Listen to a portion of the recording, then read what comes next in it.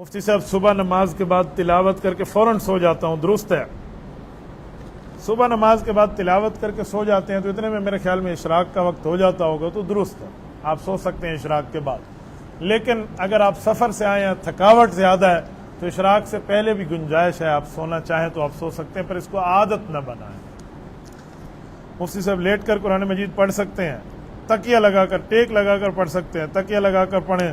میں نے مدارس میں قاری حضرات کو دیکھا ہے، وہ ٹیک لگا کر پڑھتے ہیں۔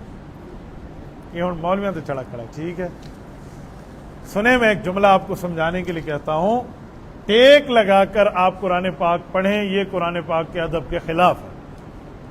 آپ ٹیک لگا کر کسی ڈی سی ایس پی سے بات نہیں کرتے، ان کے سامنے جی حضوری ہے، تو اللہ کا قرآن ہے، اللہ کی کتاب ہے، اللہ کے الفاظ ہیں، اس کی عزت کریں۔ رہ گیا اگر کوئی قاری ایسے کرتے ہیں تو وہ جانے اور ان کا کام جانے، میں ان کا مقلد تھوڑی ہوں، میں تو اپنے مسئلے بتاؤں گا۔